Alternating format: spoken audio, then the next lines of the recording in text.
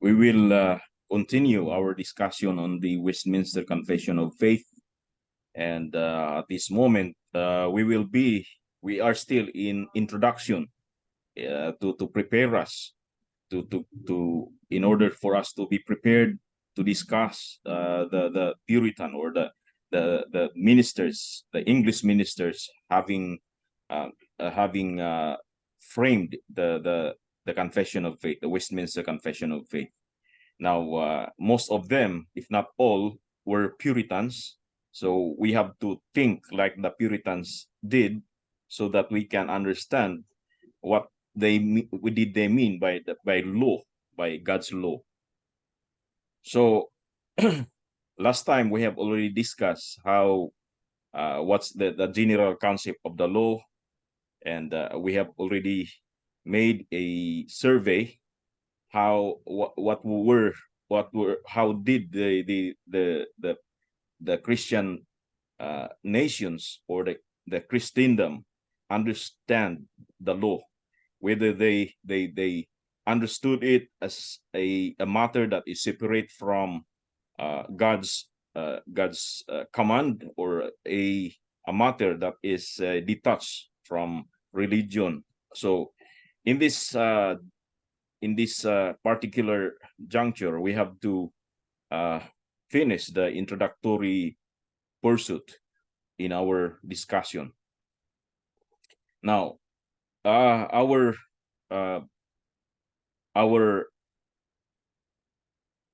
lecture for tonight is entitled "The Need for God's Law Amidst the Secularization of the Law."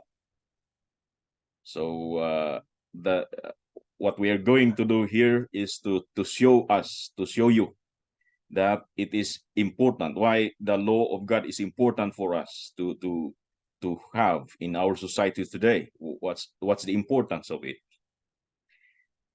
So as a matter of preliminary discussion, the concept of secularization refers to the gradual shift of society away from a religious or Christian worldview and towards a more secular perspective. It is a multifaceted process that encompasses various dimensions of society, including government, education, culture, and law.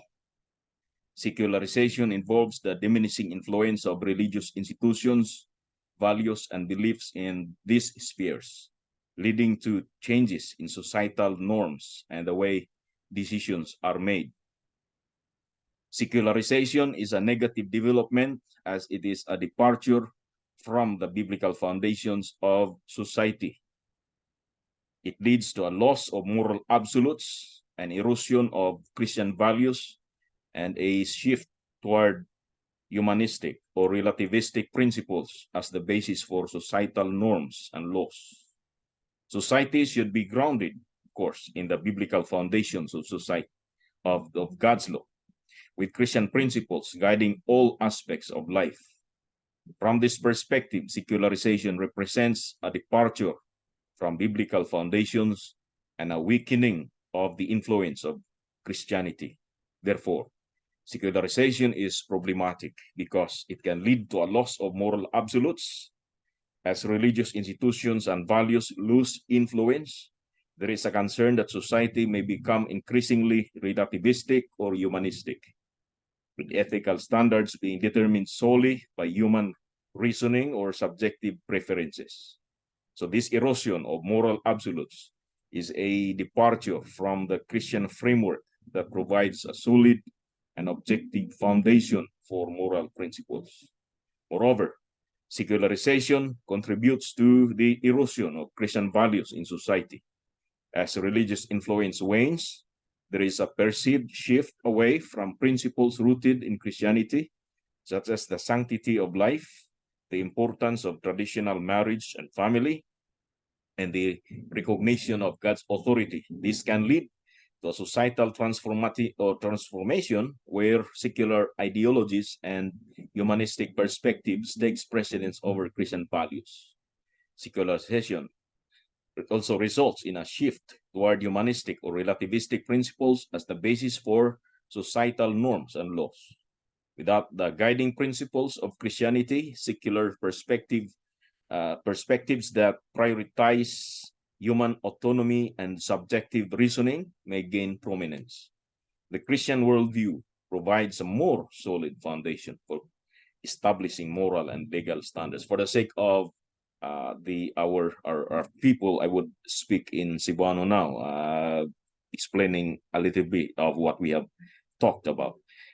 Ang both possible sa secularization nga ang mga balaod nga angay unta nga kana nga balaod kay wala mabalaod sa kalibutan nga iya sa taura, iya sa kalibutan lang o iya niini nga atong planeta. Ang tanang balaod iya unta sa Dios o kinahanglan nga ang tanang nga tawo muila sa balaod nga gikan kini sa Dios. Busa ang tanan nga balaod bisan sa iglesia o diha sa sibil nga panggobyerno kinahanglan kanailhon nga gikan sa Dios. Og tungod kay gikan sa Dios, ang tanan nga balaod kinahanglan gad dili kana isiparar gikan sa Dios. Now, ang secularization mao kana ang pagsiparar sa tanang balaod nga murabag ang balaod pwede ra nga adunay balaod nga dili Dios ang iyang pundasyon, dili Dios ang iyang gigikanan. Okay, so unsa man, what are the worldviews that have contributed to the secularization of the law? So dunay mga worldview. Ang may mean sa worldview, panglantaw. Panglantaw nga mooy imong gibasihan sa tanang panghuna-huna ug tanan nga imong gituohan. Mo ni meaning sa worldview. These worldviews challenge the dominance of religious and specifically Christian perspectives in shaping societal norms and legal systems. They have contributed to a broader societal shift towards more secular frameworks and values. First worldview is what is called secular humanism. Now, secular humanism emphasizes human reason, ethics, and the pursuit of human will without reliance on religious beliefs. O kaning humanismo. Makatao, naala sa tao. Ang tanan nga butang na dapat nga tao maoy mauna-huna. Ang tao maoy sukdanan nga ang tao maoy kinahanglan siya ang basihan, ang pangunahuna nga tawhanon, makatawhanon. No, so ang dili gikan sa pangrelihiyon, dili gikan sa iglesia. It promotes a worldview that is centered on human values, rights, and autonomy, often prioritizing individual freedom and rational inquiry over divine authority. With its emphasis on reason, human values, and individual autonomy, promotes a worldview that prioritizes human concerns over religious authority. It advocates for the separation of religious beliefs from public institutions and the law, leading to the secularization of legal systems. Now, in historical background, we have the Renaissance humanism. This humanist movement of the Renaissance, 14 paingon sa 17th centuries, laid the foundation for secular humanism by emphasizing human reason, education, and the study of classical text. Figures such as Erasmus, of course, humanist Erasmus, Thomas More, and Pico della Mirandola were prominent in promoting humanist ideas during this period. Then we have the Enlightenment thinkers of 17th and 18th centuries, such as Voltaire, Denis Diderot, and Thomas Paine, who embraced reason, skepticism, and focus on human progress and individual rights. While not exclusively secular humanists, their ideas contributed to the secularizing trend. We have also the American writer Robert G. Ingersoll in the 19th century. He was a lawyer and lecturer. He became a prominent advocate for secular humanism. He championed reason, scientific inquiry, and ethical principles based on humanistic values, delivering lectures and writing extensively on these topics. We have also a paper called Humanist Manifesto. It was first published in 1933 and revised in 1973 and 2003. It serves as a foundational document of secular humanism. It was written by a group of intellectuals, including John Dewey, Corliss Lamont, and Raymond Bragg, also to outline humanist principles and values. We have also the AHA, American Humanist Association. It was founded 1941, and it played a significant role in promoting and organizing secular humanistic activities in the United States. Its members and leaders, including figures like Paul Kurtz and Isaac Asimov, have been influential in shaping the movement. So far, that's the humanist, the humanist as the secular humanism. Second is kanang gitawag nga postmodernism. Now, they're modern, then postmodernism. Now, this worldview challenges the idea of objective truth and universal norm and values. It emphasizes the subjectivity of knowledge, language, and interpretation.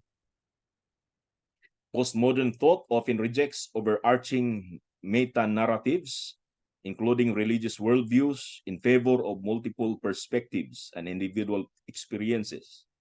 Postmodernism, that is, a diverse range of perspectives and expressions across different disciplines. It has influenced various fields beyond philosophy, literature, and architecture, including art, film, music, sociology, and anthropology. With its rejection of absolute truth and universal values, it undermines the notion of religious authority and questions the relevance of religious perspectives in legal and moral discourse. Postmodernism emphasizes multiple interpretations and subjectivity, challenging the idea of a singular religious framework guiding societal norms. Now, let's go to its historical background. We can't exactly pinpoint because it is a worldview that is complex and multifaceted in this movement. However, here are some key movements and influential figures associated with the development of postmodernism. One is postmodern philosophy. Postmodernist ideas started to gain prominence in the mid-20th century through the works of philosophers such as Jean-Francois Lyotard, Jacques Derrida, and Michael Foucault. They questioned modernist notions of truth, objective knowledge, and grand narratives, challenging the idea that there are universal and fixed meanings. We have also the literary postmodernism. In literature, postmodernism emerged as a reaction against modernist conventions. Authors like George Louis Borges, Italo Calvino, Samuel Beckett, and Thomas Pynchon were influential in incorporating postmodern themes such as extertextuality, modification, fragmented narratives, and a blurring of genres. We have also the architecture and design. In the realm of architecture, postmodern challenged the functionalist and minimalist principles of modernist architecture. Architects like Robert Venturi, Dennis Scotts Brown, and Charles Jenks advocates for designs that embrace historical references, ornamentation, and contextual sensitivity. We have also cultural and social theory.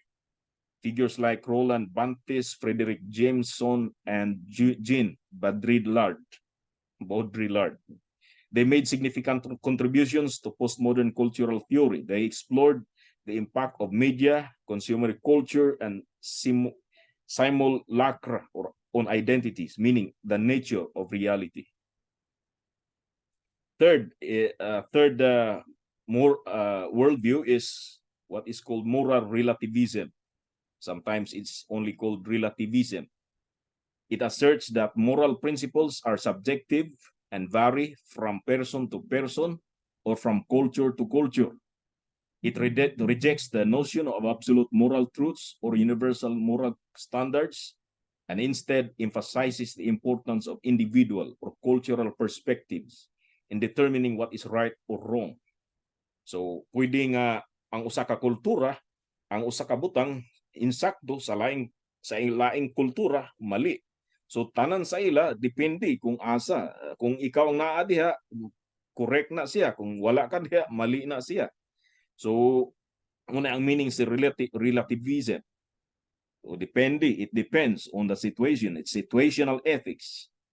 This perspective can lead to a diminishing of the influence of religiously grounded moral standards in legal systems, as it suggests that no single moral framework should dominate and that each person or culture should determine what is right or wrong for themselves. Its historical background, while it may not be attributed to the specific movement that distinct starting points, several influential figures have contributed to the development and polarization or popularization of moral relativists. Here are some key moments and figures associated with moral relativism. First, the ancient sophists in Greece. The sophists were a group of philosophers and teachers who questioned traditional moral and societal norms. Protagoras, for example, is one of the prominent sophists. He was often associated with the statement, man is the measure of all things, which reflects a relativistic perspective. Second is Friedrich Nietzsche. Depend on how you pronounce that. Nietzsche. He was a 19th century philosopher, expressed skepticism towards objective moral values, and he embraced a perspectivist view. He argued that moral values are created by individuals or societies and that there is no objective grounding for morality. We have also the cultural anthropology na mga anthropologists man sa Pilipinas o bisan asa nga nasod sa Solomon Islands or sa bisan asa to make researches. The field of cultural anthropology, particularly in the 19th and 20th centuries, played a role in promoting moral relativist ideas. Scholars such as Franz Boas emphasized the importance of cultural context in understanding and evaluating moral practices and beliefs. And we have also the logical positivism and ethical subjectivism. The logical positivists of the Vienna Circle, including figures like A.J. Ayer, rejected the meaningfulness of moral statements and considered them to be expressions of subjective preferences or emotions. This perspective contributed to the development of ethical subjectivism, which aligns with moral relativist ideas. So, kana ang meaning sa moral relativism, nga ang moralidad, pwede ra acceptable sa usa ka kultura o sa pikas kultura is non-acceptable. So, walay fixed nga moral values. Ang tanan, watered down, sumala, bisan asa lang ka. Depende unsang lugara, unsang iyang background.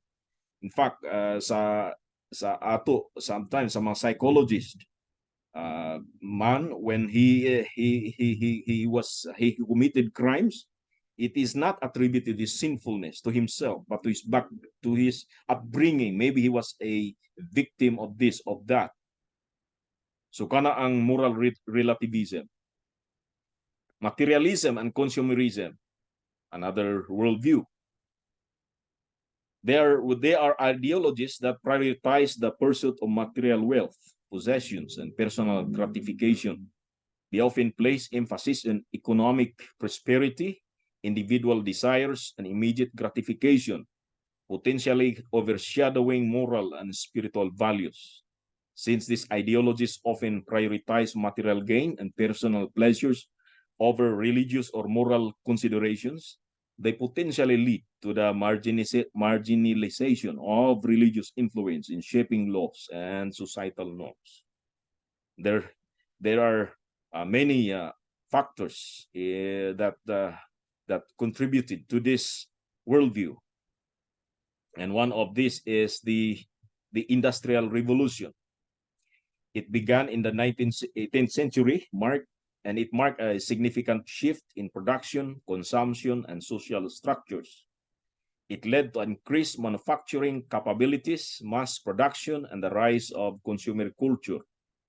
The rapid expansion of industrial capitalism played a crucial role in promoting materialistic and consumerist values.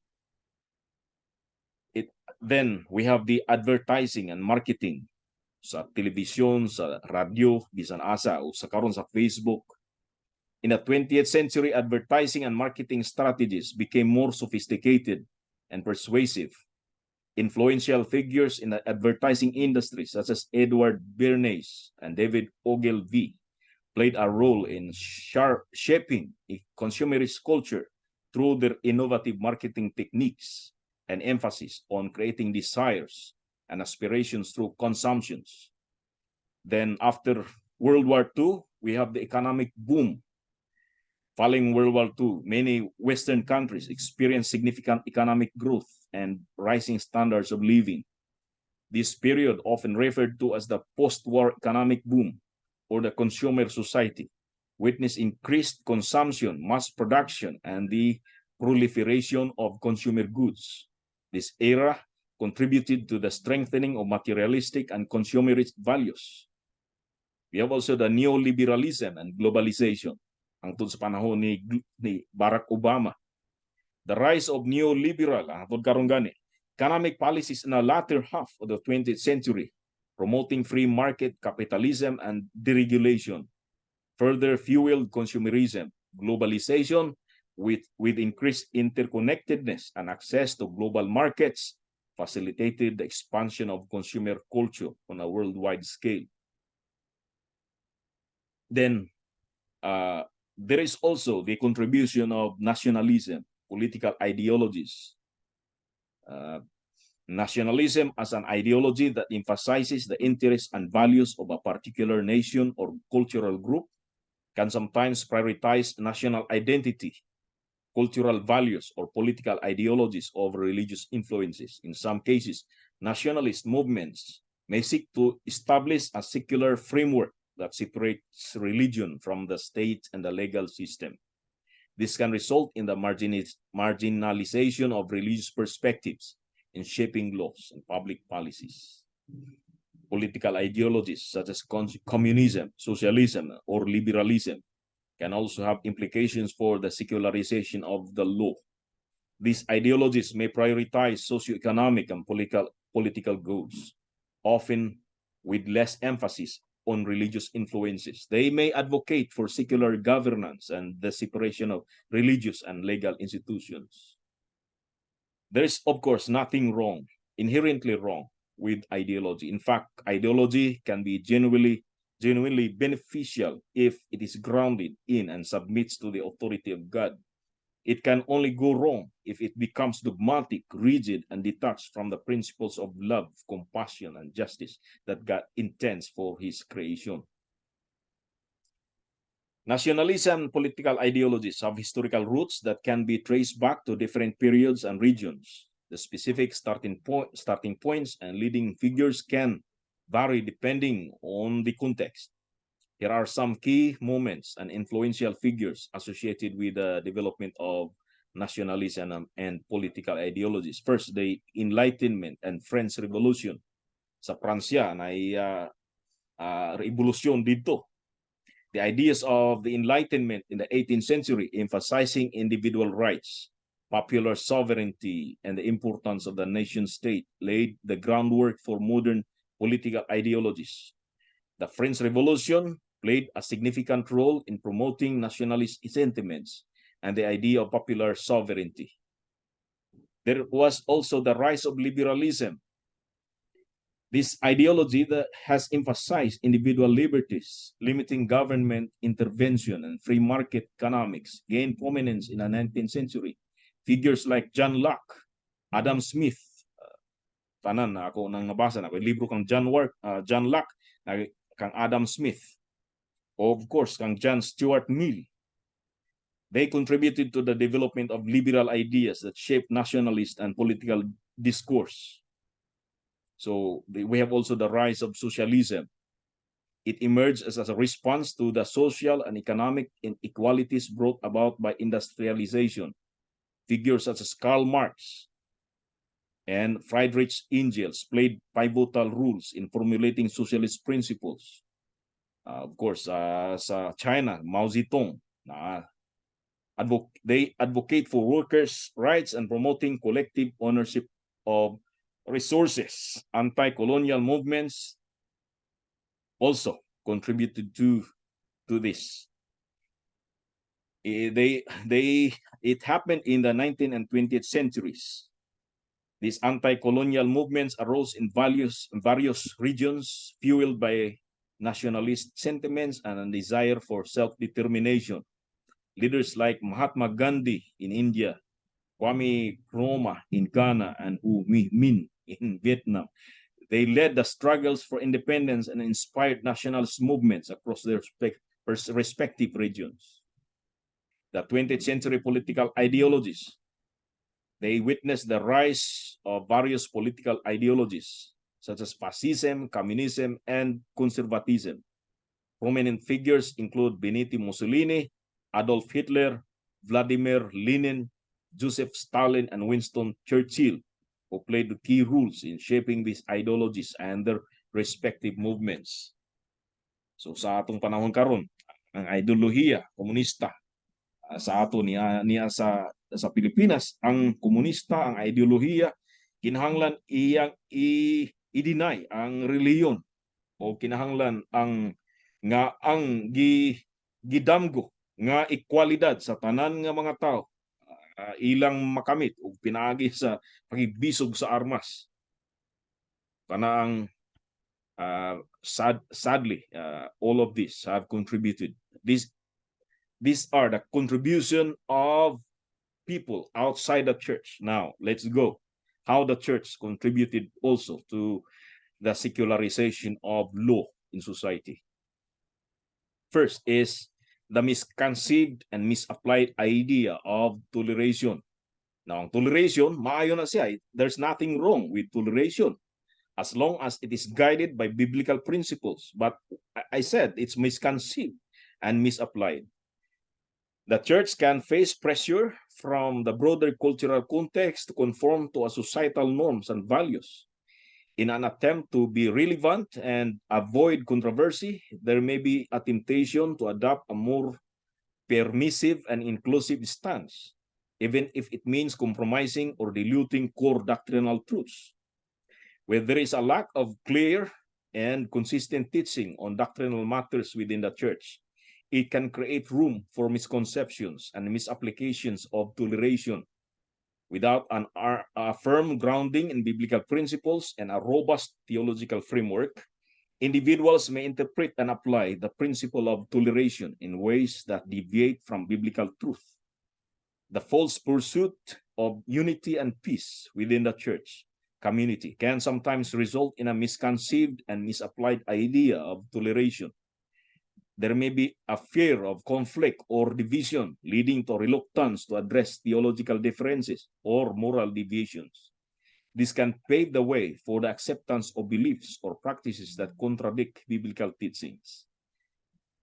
James rebuked this kind of mindset in his days. He said, "Ye adulterers and adulteresses, know ye not that the friendship of the world is enmity with God? Whosoever therefore will be a friend of the world is the enmity of God." Same with Paul. He says, "Be ye not unequally yoked together with unbelievers. For what fellowship hath righteousness with unrighteousness? What communion hath light with darkness?" So as societal values and norms evolve, there can be a tendency within the church to adopt and accommodate these changes. In an effort to engage with the culture, there may be a temptation to redefine or reinterpret certain biblical teachings in ways that align with prevailing cultural attitudes. This can lead to a misconceived understanding of toleration that undermines the integrity of the faith. In the Bible, we're commanded and have no fellowship with the unfruitful works of darkness, but rather reprove them. So this misinterpretation or misapplication of scripture teachings on love, acceptance, and non-judgmentalism can contribute to a misconceived and misapplied idea of toleration. In the Philippines, we have also a very popular TV show, No Judgmental, Wag Maging Judgmental. When these teachings are divorced from the broader biblical context, they can be distorted and used to justify an indiscriminate acceptance of beliefs and practices that are incompatible with Scripture. Other factors on the false idea of toleration is that the church forgets two things. It forgets the widespread corrupting influence of sin in society, and it failed to recognize the antithesis between God's principles and that of evil. The church must guard against misconceived and misapplied toleration by maintaining a strong commitment to biblical truth, providing clear and consistent doctrinal teaching, and promoting a culture of discernment, accountability, and humble engagement with differing viewpoints. By fostering a healthy balance between love, truth, and discernment, the church can navigate the complexities of toleration while remaining faithful to its core beliefs and values. We are told by John, he said, love not the world, neither the things that are in the world. If any man love the world, the love of the Father is not in him. For all that is in the world, the lust of the flesh, the lust of the eyes, the pride of life is not of the Father, but is of the world. And the world passeth away, the lust thereof, but he that doeth the will of God abideth forever.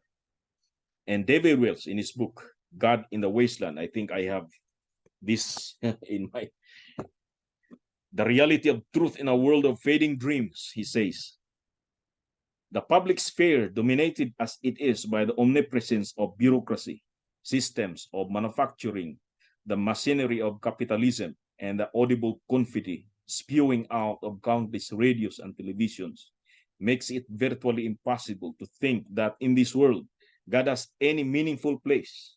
He may have a place somewhere, but not here, not in the public square. Perhaps he belongs within a person's soul, submerged there within their private intuitions, but there is no place for him in the structures of our commerce and communications. The truth is that the public dimension of our chrome and plastic world, our cities with their high rises and high tents, admits to no interest in the divine presence, seeks no grace, and asks for no forgiveness. It looks to pluralism as the way out of this awkward dilemma.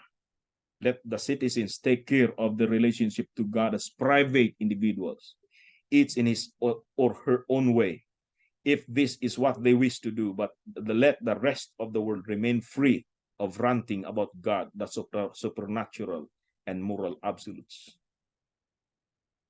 And in a survey in which David H. Wells participated, they interviewed seminarians in the US.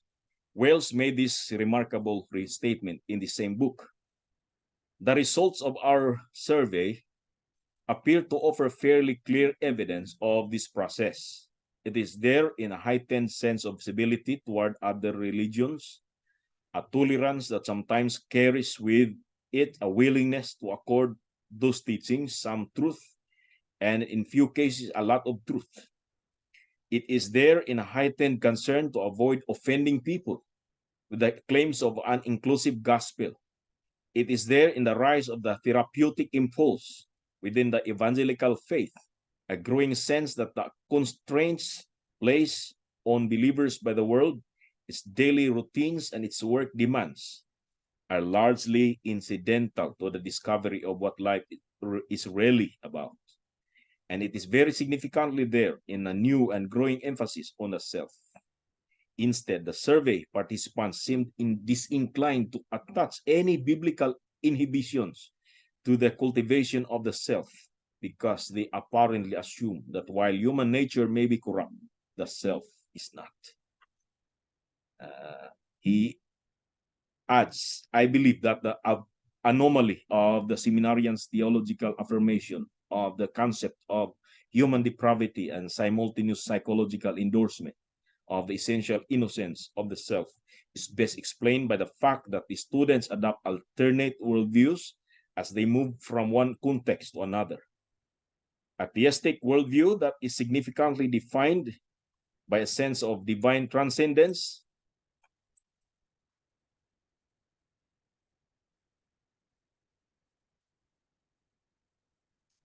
divine transcendence will typically drive those who hold it to view human nature and modern culture as perverse and corrupt. A theistic worldview that is significantly defined by a sense of human immanence, on the other hand, will not. In context where they actually engage the world, the seminarians who took part in the survey gave evidence of a moving away from a transcendence-oriented theistic worldview toward a more immanence-oriented theistic worldview. Ang pasabot niya ini, ang immanence worldview oriented transcendence theistic worldview is givyo nila ang Ginoo nga tuwa sa taas. Siya transcendent, nga siya is not identical with his creation. Now, while ang immanent or immanence oriented theistic worldview nga God can be found within, nga niya sa creation, niya sa iyang binuhat ang Dios, niya ara. So if you want to find about God, want to have the encounter with God, you have to look inside you. That's the immanence-oriented worldview. Naturally assumes that God ensures the essential innocence of life experiences in contexts where they become more specifically involved with matters of the self. The majority of seminarians gave evidence of shifting away from a theistic worldview altogether toward individualistic or mystical worldviews. They appear to assume that the self provides a vantage point from which the world can accurately be viewed, and that the world intrudes few of its discordant realities upon the self.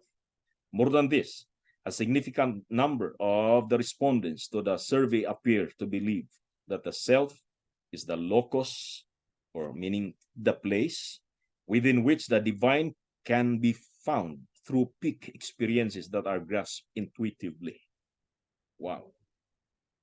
So here's the church people contributing to the secularization.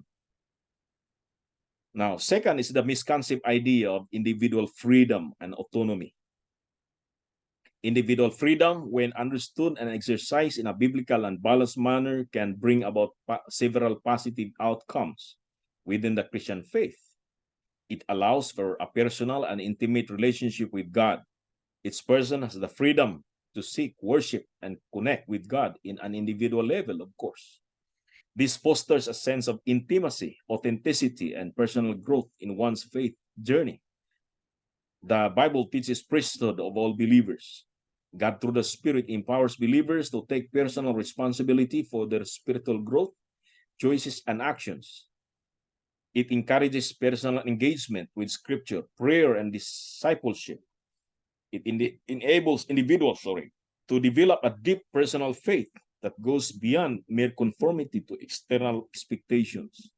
But when individual soul liberty is misconceived, it leads to a false idea of individual freedom and detaches oneself from the authority of God's word. It leads to a cafeteria type of Christianity. In a cafeteria type of Christianity, individuals may selectively choose aspects of the Christian faith that align with their personal preferences, disregarding or neglecting teachings or practices that may challenge or stretch the comfort zones. This approach can result in a fragmented understanding of the faith, where individuals pick and choose beliefs or practices based on their own preferences rather than embracing the holistic teachings of Scripture. Just as in a cafeteria setting, where individuals can pick and choose from a variety of food options, cafeteria Christianity may involve selecting certain doctrines, moral principles, or aspects of Christian living while discarding or ignoring others. This selective approach can undermine the unity and coherence of the faith. potentially leading to a diluted or distorted understanding of God's word and his purposes. But Christianity is not meant to be a cafeteria where individuals can customize their faith according to their preferences. Instead, it is a comprehensive and integrated belief system rooted in the authoritative Word of God. Embracing a holistic approach to Christianity involves recognizing the authority of Scripture, engaging in a community of believers, and submitting to the guidance and teachings of the church. It requires a willingness to grow, learn, and sometimes confront areas of personal discomfort or conviction. By moving away from a cafeteria type of Christianity into a biblical type of Christianity and embracing more comprehensive and holistic understanding of the faith, we can experience a deeper and richer relationship with God, a strong sense of community, and a greater alignment with the biblical principles that guide Christian living. I want to introduce a book written by Samuel Rutherford, one of my very favorite Puritans. The book is entitled A Free Disputation Against Pretended Liberty of Conscience. It was published in 1649. In that book, Samuel Rutherford presents arguments against the concept of unlimited liberty of conscience, challenging the idea that individuals should have complete freedom in matters of religion and worship. Rutherford asserts that true liberty of conscience should be grounded in a right understanding of God's truth and a submission to his revealed will. This particular work addresses the tension between individual freedom and the authority of God's word, emphasizing the need for proper understanding of conscience and its limitations. Rutherford argues that while individuals should be allowed freedom in matters of personal conviction, there are essential truths and moral standards that should be upheld and protected. This book is considered a significant contribution to the theological discourse on conscience, religious freedom, and the limits of individual autonomy. It reflects Rutherford's stance defense of biblical truth and his commitment to maintaining the integrity of the Christian faith. And by the way, he was the author of Lex Rex, on a best Christian political science book. Then we have also the syncretism within the church. Syncretism refers to the blending or merging of different religious or philosophical beliefs, practices, or traditions into a new hybrid form. In the context of the church, syncretism occurs when elements of non-Christian or pagan ideologies, rituals, or beliefs are incorporated into Christian teachings and practices. This can result in a dilution or distortion of the core tenets of the Christian faith. Makita nato sa Exodus 32, the golden calf. No, in fact, ang golden calf, they call that Yahweh. Ang ilang address sa golden calf, this is Yahweh that brought you out of Egypt.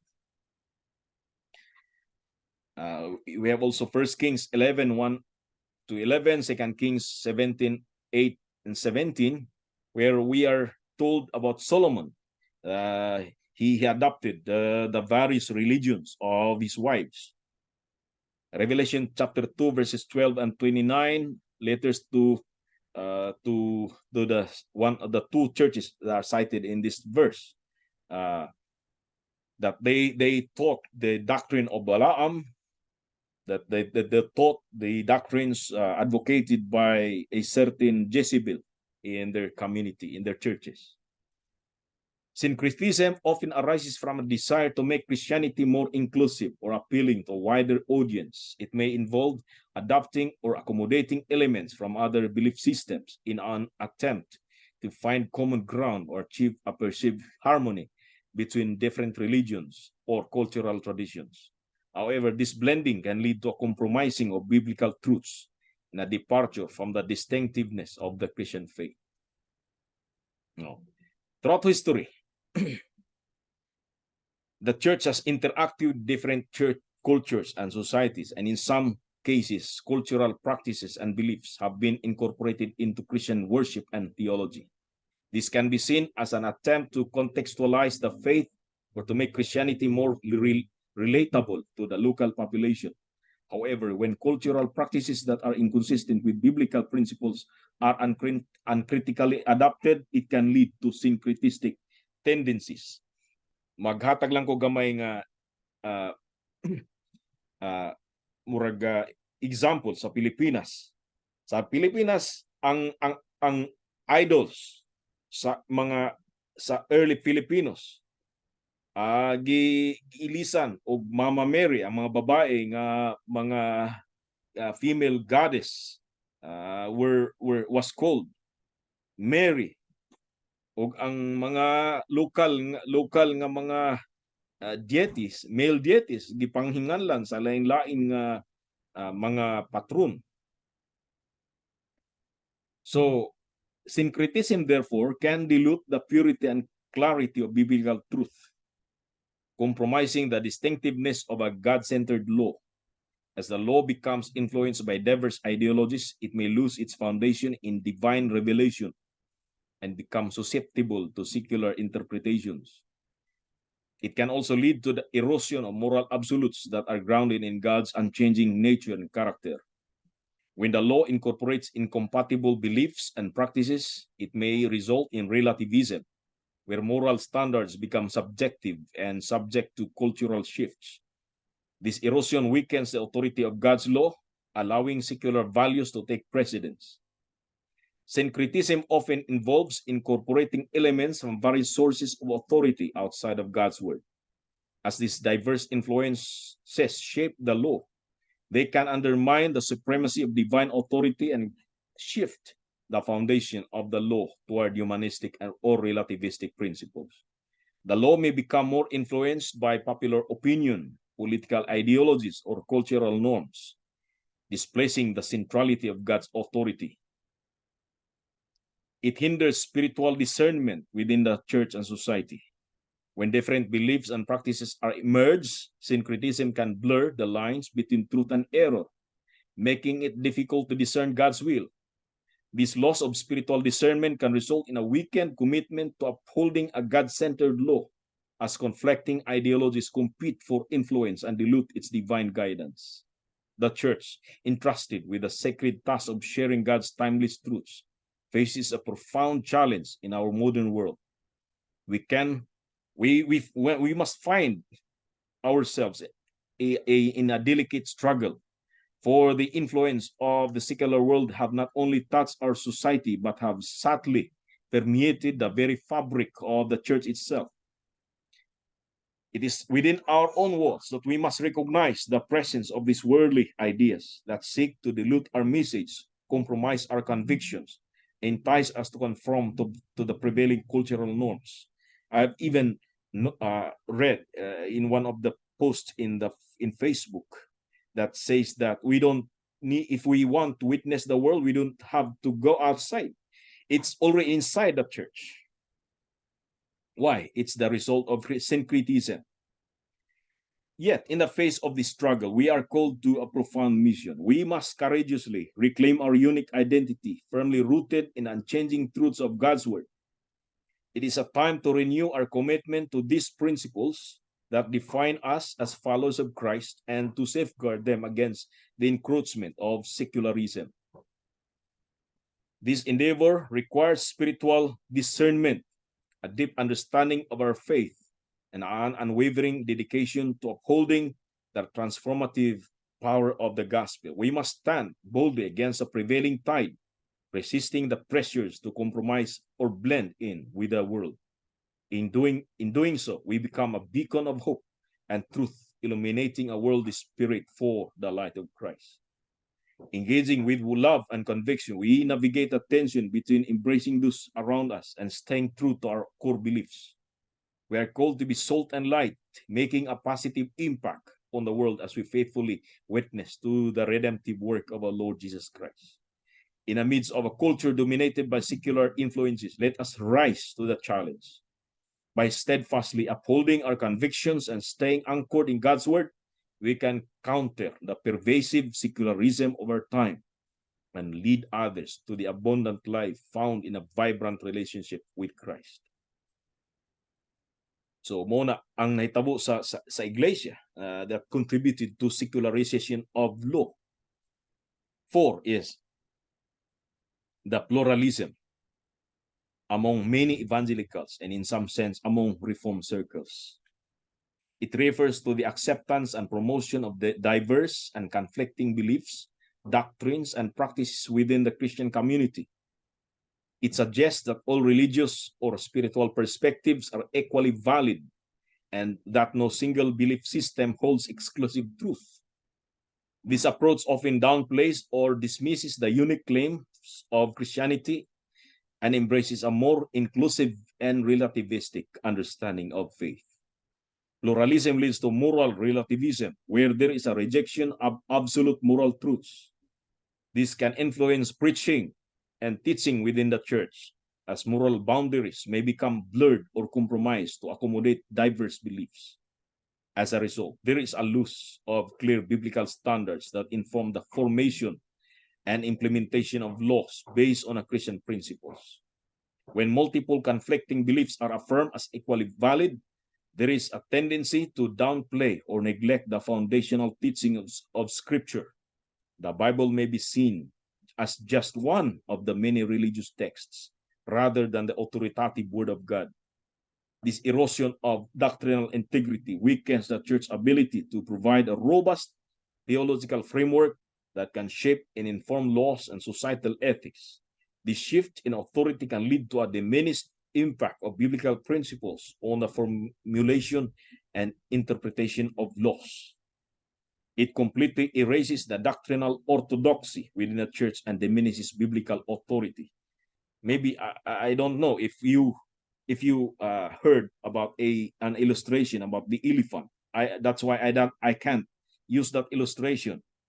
Ang elepante daw, ang mga Kristiyano daw, mura daw ang Kristiyano, usa daw ka relihiyon ka na. Ug ang uban nga mga relihiyon diha sa pikas po nga sama sa mga buta. Mga buta. Ang Christian religion mura siya buta. Unya ang pikas religion na ilaing buta. Na tulo ka buta. Ya, nagpalibot sa elephant.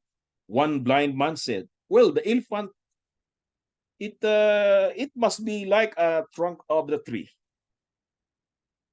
Kay nasa sa trunk sa kaning simod sa elepante. And then one blind man said, "The elephant is just like a rope." Kay nasa sa ikog in the elephant's tail. And one elephant says that, "Oh, ang elepante is like a kind of a wide mura ba siya nigo. Nigo. Unsa na sa English ang nigo. Now, ingana ang pag-illustrate sa kaning pluralism. All are valid, all claims are valid, and no one is invalid. So tanan daw. So kung ingana, then tanan, we cannot reject any belief systems. And sadly, the revision of the Westminster Confession of Faith was not without bearing on the question of pluralism.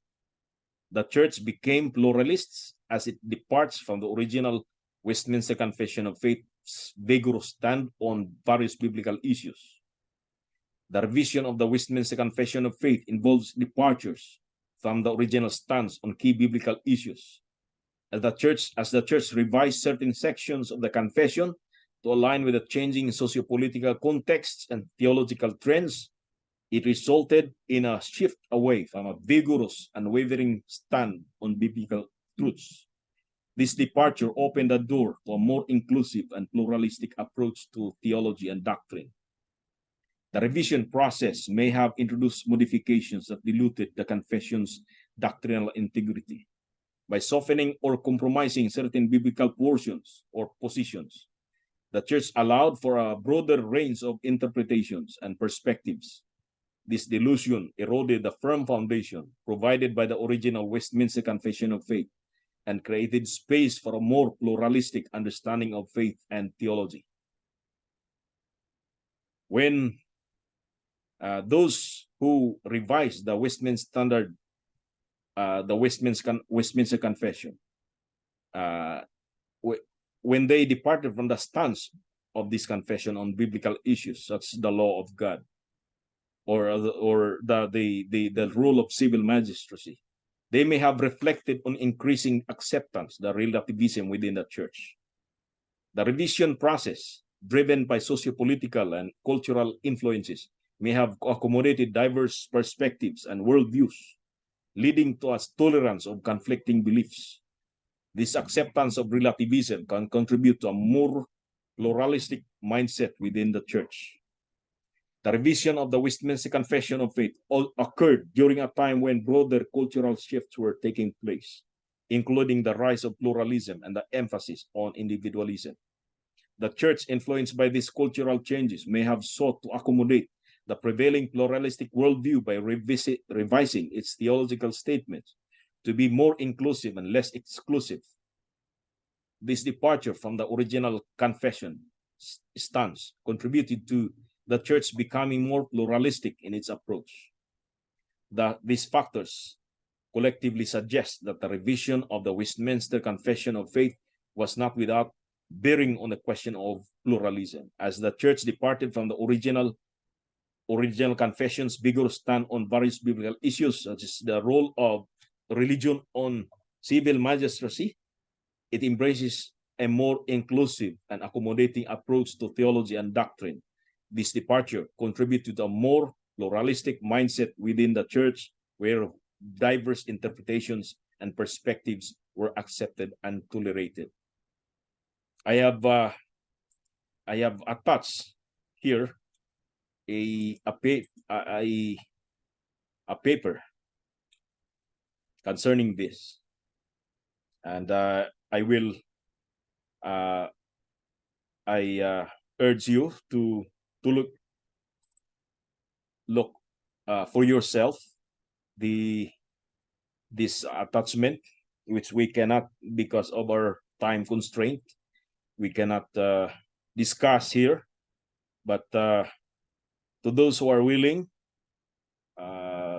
then this lecture will be published on YouTube. Those who are willing to have this, please don't hesitate to contact me. I will give you a copy of this attachment. So, number 5, pragmatism.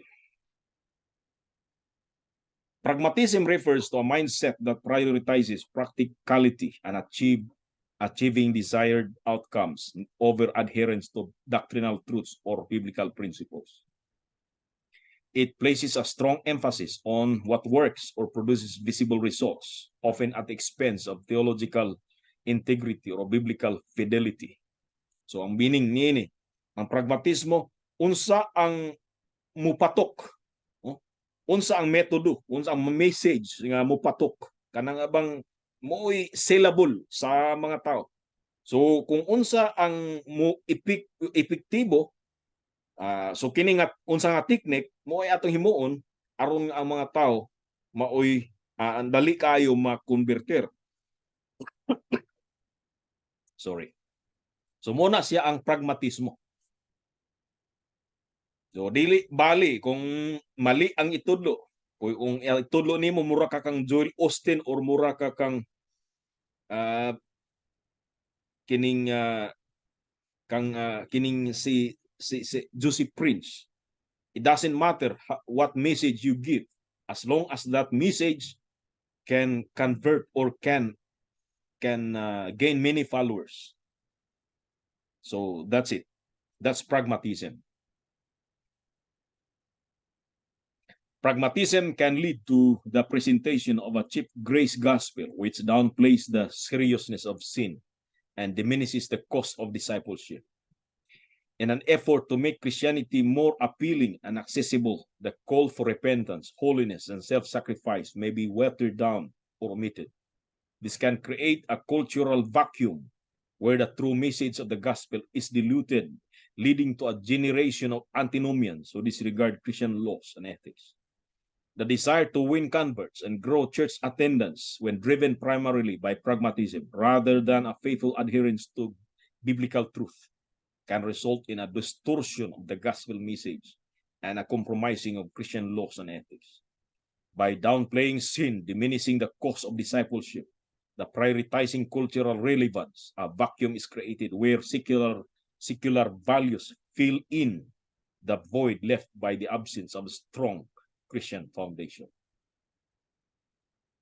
Then, lastly, the disengagement of the church from the world. We call it ecclesiastical disengagement.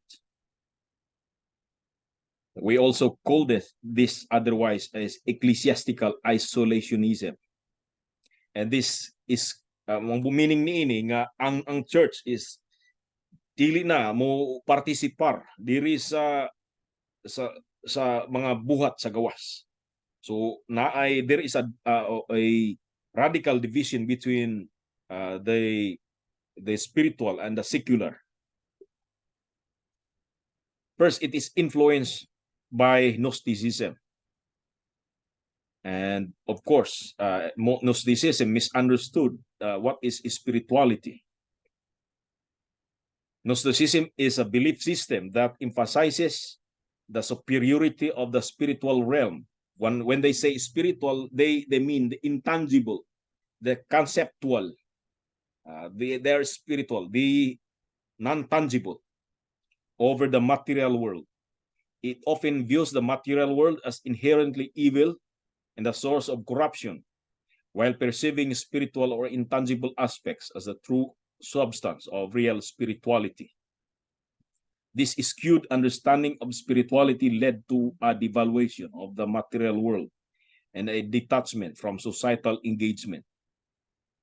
Then we have also the false dichotomy or the two kingdom theology. So ang two kingdom is na kingdom of God, which is the kingdom of Christ, ug ang kingdom of God ang church ra gyud. Ug ang mga butang nga pang naa sa iglesia, ecclesiastical things are God's kingdom, Christ's kingdom. While outside the church is not anymore covered by the kingdom of Christ. They are the kingdom of this world, the kingdom of the devil. This falsely asserted that the secular realm belongs entirely to the power of Satan, while God's kingdom is detached from it. This perspective unknowingly espoused a radical two-kingdom theology, which separates the spiritual realm from the material world. This separation further reinforced the church's withdrawal from the secular sphere, creating a divide between the church and society. That's why kung may sugot kag balaod para sa Dios, so pang simbahan lang na, dili na pang Pilipinas, dili na pang Senado, dili na pang Congress. So iya na ang iya sa simbahan. In fact, ang ilang pirmi misquote is the statement of Christ that says that render unto Caesar the things that are Caesar's, and render unto God the things that are God's. And they misquoted that to prove the two-kingdom theology. And so it resulted to the disengagement from the material world. The church disengagement from the material world and habitable world stem from the false belief that God has no involvement with the secular realm. By drawing a dividing line between the sacred and the secular, the church unintentionally distanced itself from the very sphere where societal norms, laws, and governance exist. This disengagement created a void where secular ideologies and worldviews took precedence, leading to the secularization of the law. So, in conclusion to the discussion above, it becomes increasingly evident that there is an urgent need for the church to return to the faithful teaching of God's law, as exemplified by the Puritans and reflected in the 19th chapter of the Westminster Confession of Faith. The secularization of the law has led to a more moral and ethical crisis in society, highlighting the significance of rediscovering and upholding the timeless principles of God's law. The teachings of the Puritans, rooted in the biblical truths expounded in the Westminster Confession of Faith, offer invaluable guidance in reestablishing a solid moral foundation within the church and the world. Their unwavering commitment for our commitment to God's law and true understanding of its applications will provide a blueprint for exploring the complexities of a secularized world. By embracing the teachings of the Puritans and the wisdom contained within the 19th chapter of the Westminster Confession of Faith, the church equips itself to confront the challenges of contemporary society. The Puritans' emphasis on the comprehensive nature of God's law, its role in guiding individuals and societies, its relevance in all areas of life, serves as a powerful reminder of the enduring value and authority of God's word. Furthermore, the teachings of the Puritans challenge the church to actively engage with the world, promoting the transformational power of God's law in all realms of human existence. By faithfully teaching God's law, as the Puritans did, the church can serve as a beacon of truth, righteousness, and moral clarity, impacting society and the law itself. And that's our mission in this world, to overthrow arguments, as what the Apostle Paul says, 2 Corinthians 10:4 and 5. For the weapons of our warfare are not carnal, but mighty in God for pulling down of strongholds, casting down arguments and every high thing that exalts itself against the knowledge of God, bringing every thought into captivity to the obedience of Christ. So that's why we need to teach again the law of God. Next session, we'll be teaching and exploring the 19th chapter of the Westminster Confession of Faith. Any question? Pastor, is the ecumenism a part of this secularization? Ecumenism. Yeah, ecumenism. Yes, I think ecumenism is the result of too much tolerance, the result of pluralism. You cannot reject any of these various beliefs. All are valid beliefs. So we have to be ecumenical. We have to accept everybody's views. And ecumenism also is a kind of a introduction towards secularization. Parang ang nangyayari pa sa parang permissive secularization na, di ba? Yes, kasi it permits everything. Kasi, in fact, in our period, we have the interfaith movement. Okay lang siguro, Pastor, yung interfaith, basta kay wani lang yung kasali yung iba. Na yung you know na what I mean. Bahala na yung iba na medyo may depekto, pero yung kasali na yung ibang religion, parang I do not agree to that. Yeah, kasi yung iba pwede naman natin mapag-uusapan yung ibang aspect na yan, di ba? Yes. You don't have to be uniform in everything. Yeah. Pero interfaith, there are forum in which there is a room for interfaith. But the forum should be in a form of dialogue. At least we listen to each other, but it doesn't mean that we accept each other. Yeah. Pero what is happening in the interfaith movement today is that we have, everybody prays to his own God, and the other religions should also say amen to the prayer. For example, the Buddhists are praying to to their deities. The Muslims pray to Allah, and the Christians would say Amen to that, as if Allah is the same God as our Yahweh, like Christ. So kana ang medyo maybe in my own position, I cannot really accept that. Mga 2 to 3 Fridays sa prayer namo sa Bible study namo sila Pastor Rudong. I've been emphasizing this one because sometimes mo god kung dili ka mag-grounded sa word, mayngon mo god na tala kuyog lang ta total parehara bitaw na Ginoo na tong gilagaran. Oh, no. Di ginato na dawaton nga ingana nga kuan na parehara because their belief system is not what we believe.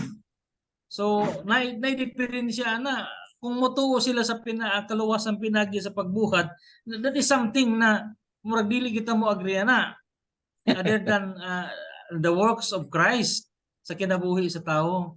So I'm also amused with the discussion on the cafeteria type of Christianity. Christianity because I'll just get this one because I feel that this is good for me.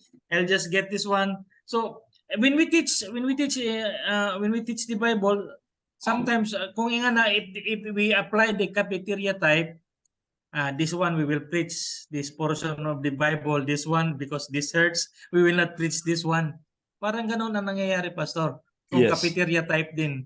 And why there are cults, because they are that kind of type of persons. Cafeteria, the Christianity is a cafeteria type of Christianity. They would reject any verses that would apparently contradict their views. So they're selecting verses that only allow them or would agree with their religious views. Actually, I screenshot one of the pages there. Kung sinabi doon that we have really have to go back to the teaching of the Bible because nowadays we really have observed that practices that sometimes we ang pag-capture ba sa tao ba tawhano na kayo pinagi sa kanta, pinagi sa mga pakulo sa simbahan, which is wala man na sa Bible sa una kasi sa time ni Jesus wala man na sa mga ingana, just purely preaching the word of God. Yes. In fact, sa panahon ni Christ, nanay comedies sa Greek, nanay Greek comedies sa stages nila.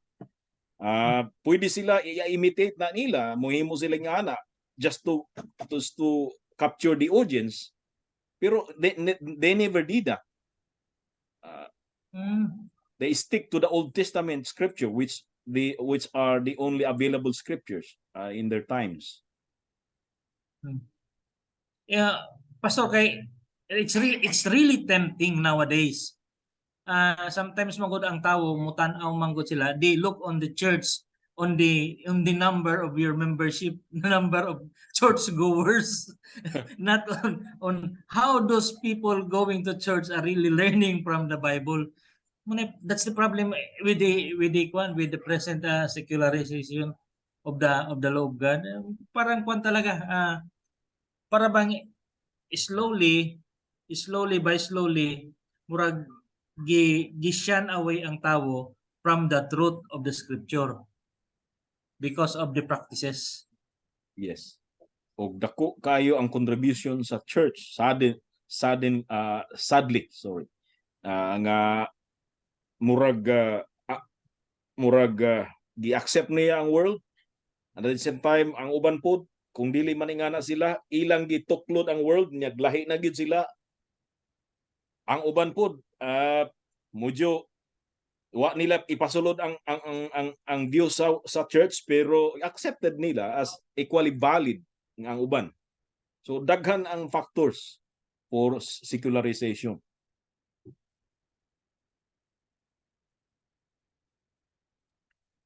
Thank you po, sir.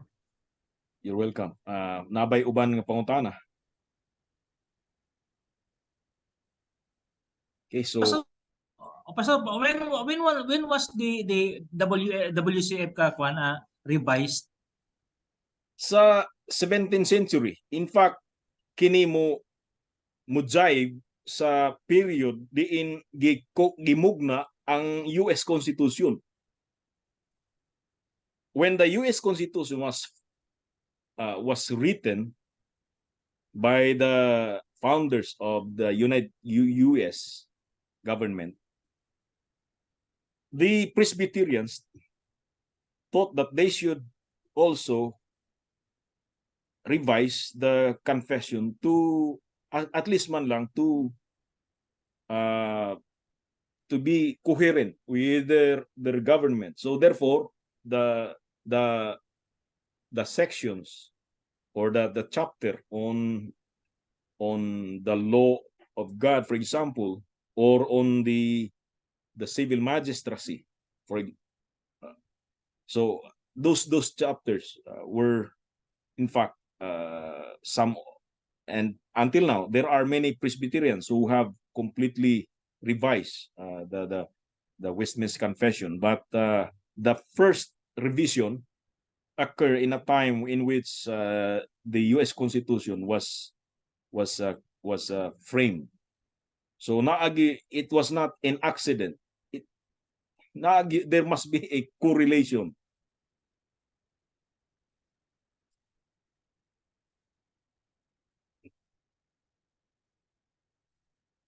Thank you, Pastor. You're welcome, Pastor Aris. By the way, last Friday, katong discussion nato on Monday, katong sa general revelation and the special revelation, mo to magi-discuss sa Bible study. It's really good. It's really good. Then probably this Friday, katong common grace o katong saving grace ang among tudan. Okay. Maayo kay at least nagamit atong mga learning. Good talaga. Thank you. Okay, kung wa na question ato nang i-end, Nisya.